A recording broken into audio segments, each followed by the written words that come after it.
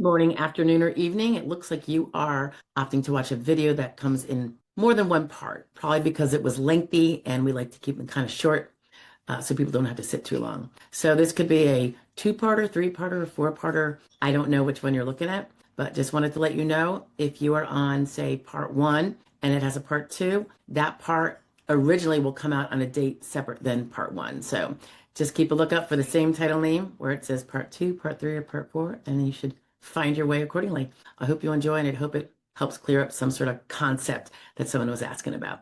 I'll see you later. Bye-bye now.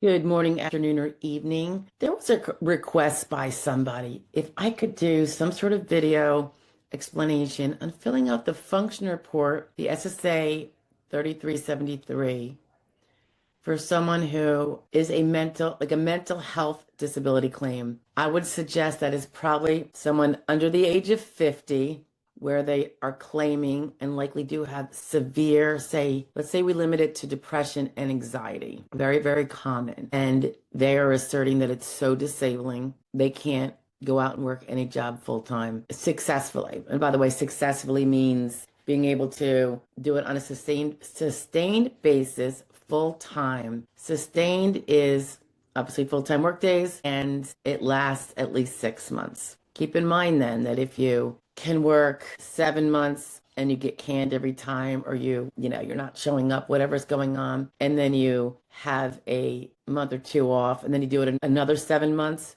Believe it or not, that's the ability to do sustained, and you're not going to be able to really argue that you can't do sustained work. Yes, you might not last for years, but that's not the definition of sustained, because a lot of people make a lot of money in 7 months, have 2 months off, do it again, have 2 months off, maybe to regroup, maybe to get their health back on track. But it's indicative of being able to make substantial income depending on what kind of job you have, even though you kind of fall off it after 7 months. So that is just a little add-on. But I wanted to maybe try to do it. This is probably going to be more than one video because I like to keep them short. I mean, usually under 10 minutes, that might not happen, but I will try. So what I'll probably do is if this goes long, I'll just break it up. So you don't have to sit through the whole thing if you don't want to. And usually when I have these series of videos where it's one topic, but it's all continuing but lengthy, and I don't do a lot of them, it'll be titled the same for each one, and then it will just say part one, part two, part three, part four. Someone will break them out and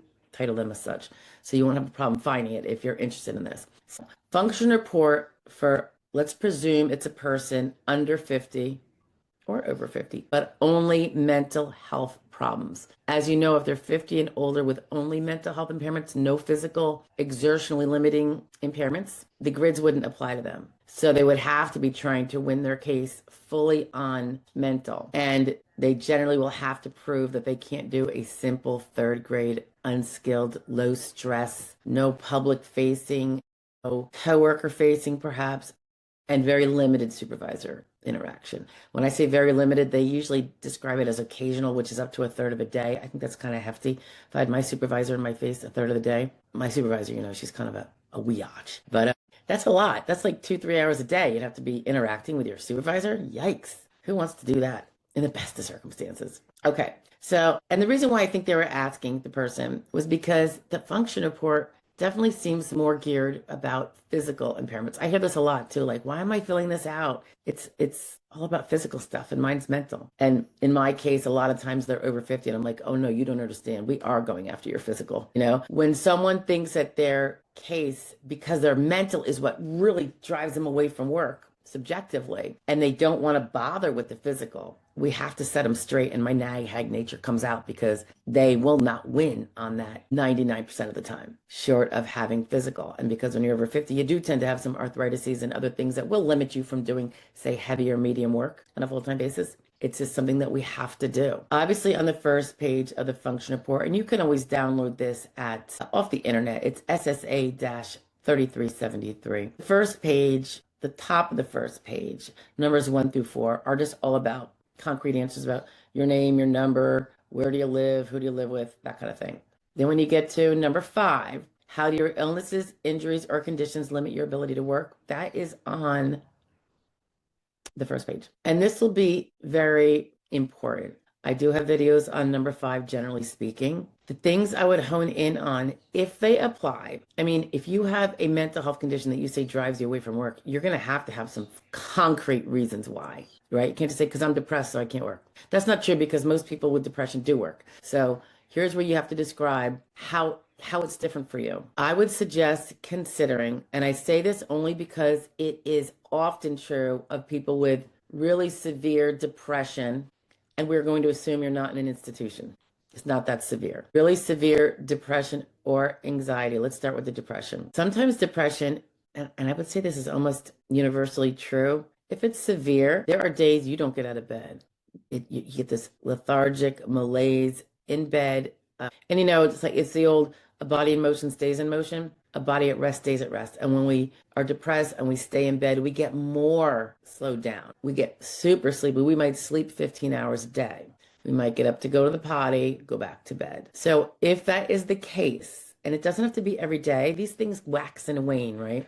But if it only happens once a year, you find yourself bedridden for a week, you're probably not disabled. If you experienced it multiple times a week, or perhaps a month, where for multiple days, let's say it's by the week, if you have 2-3 days that you are loath to get out of bed, then that's pretty severe and you are just like out of it. If it's not every week, but you know it's going to happen at least every month, how many days will that bout last? Okay. So I would be talking about the days when it hits me, how often they are, and how long it lasts. Severe. If you just don't feel like doing anything, that's not alone probably going to do it, because we all don't feel like doing a lot of things we have to do. So something else is preventing you from being able to pull yourself up by the mental bootstraps and do it. Okay. So that's something I would put in number 5, that you are impeded from attending to any of your home obligations, including cleaning, feeding the family if you normally do that. Now, keep in mind, if you're taking care of kids and you're rising to the occasion, it's probably not going to look consistent. So you have to kind of be careful there. But those days, if you are bedridden, are probably days that you would not be able to attend to work because it's so bad you can't even attend to your activities of daily living on those days. You understand? So that would be information that limits your ability to do work. The days of absenteeism from my ADLs, which would apply to a job when I can't motivate, I got no energy, I just have to go back to sleep, and it lasts for X days. I would put that in there. That part is over. If you're looking for the following part, if there is one, or a preceding part to the same video that was longer, just look under the channel for the same title video. They are named the same, and they just have part 1, part 2, part 3, or whatever part it is. So feel free to take a look, see, and complete the video. Take care.